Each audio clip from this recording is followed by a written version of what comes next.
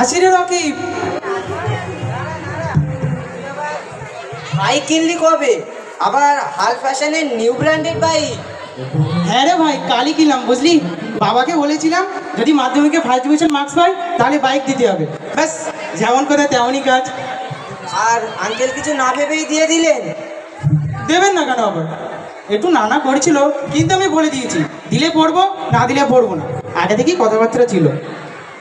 তোরই তো এখন জামানা বস, উচ্চনে কাকে বসাচ্ছি? ধুস, পাগল নাকি তুই? ওইসব না। তাহলে আরে অনেক দিনের ইচ্ছা বুঝলি, বাইপাসের ওই ফাঁকা রাস্তা ধরে 110 120 তুলবো, চারিদিক দিয়ে সাঁই সাঁই করে সব কিছু চলে যাবে। I am the king of my world. চুলগুলো উড়তে থাকবে, মনে হবে যেন আমি পাখি হয়ে গেছি। দারুণ একটা ফিলিংস ভাই। আরে সঞ্জয় দয় আছে না, যখন চালাই 140 150 কমই আসে না। চারদিক দিয়ে ধান ক্ষেত, সর্ষে ক্ষেত, মাঝখানে কালো পিচের রাস্তা, একদম ক্লিন লাগে, মনে হয় আকাশে ভেসে যাচ্ছি। হেভি লাগে মাইরি, তোর কি কপাল রে ভাই, এবার দেখবি তোর পিছনে পুরো লাইন পড়ে যাবে। ধুস, কি বলছিস এসব? আরে আরে আরমান, কি ব্যাপার রে? কার বাইক নিয়ে ঘুরছিস? তোর দাদার বুঝি? না রে ভাই, আমার কালই নিলাম। তোর মানে লাইসেন্স পেয়েছিস? ধুস, লাইসেন্স লাগে নাকি আবার? এই একটা বছর কোনো রকম ভেতর দিয়ে চালিয়ে নেবো, আবার লাইসেন্স? তোর দিয়ে মানে? আরে শর্টকাট রে শর্টকাট, ডাইরেক্ট শর্টকাট মেরে বাইক বসে উঠবো, তারপরে হাওয়ায় ভাসবো। আরে কি বলছিস রে? তোর তো এখন 18 বছরই হয়নি। তাছাড়া 18 বছরের আগে কোনো বাইক চালানো, এমনকি কোনো গাড়ি চালানোই তো নিষিদ্ধ, জানিস না? তাছাড়া হেলমেট কোথায় দোষ?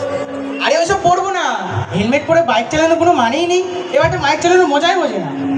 আমার আর মজা টজা বুঝে কাজ নেই। সেদিন দেখলি না চৌমাথার কাছে অ্যাক্সিডেন্ট হলো, দুটো ছেলে স্পটেই ডেড।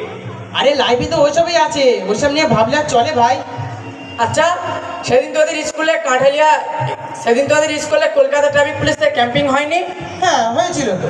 তা কি বললেন ওখানে অফিসাররা?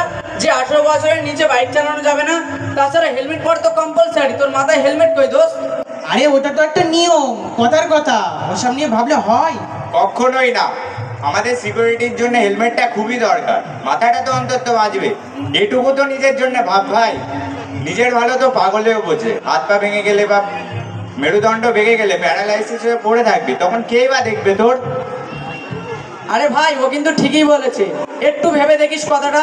তাছাড়া যে কোনো গাড়ি চালানোর আগে তো ড্রাইভিং লাইসেন্স দরকার। ড্রাইভিং লাইসেন্স মানে সে গাড়িটা চালাতে পারবে, তার গাড়ি চালানোর দক্ষতা আছে। আর ট্রাফিক রুলস তো আমাদের সবাইকে জানতে হবে, সবাইকে তো মানতে হবে ট্রাফিক রুলসটা। সেটা আমাদের জন্য এবং পথচারীদের জন্য সবারই মঙ্গল হবে ভাই। আরে ভাই, জোর করে কোনো কিছু চাপানো যায় না, নিজে আগে বুঝতে হয়। এটা আমাদের নাগরিকদের দায়িত্ব।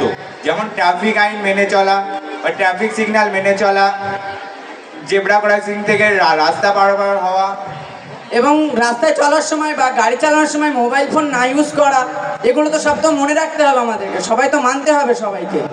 আচ্ছা, তোরা যখন বলছিস তাহলে না ভিতর দিয়েই চালাবো, আর বড় রাস্তায় উঠবো না। আর শাহরুখ খানের মতো হ্যাঁ একটা হেলমেট কিনে নেবো। শান্তি তো বস?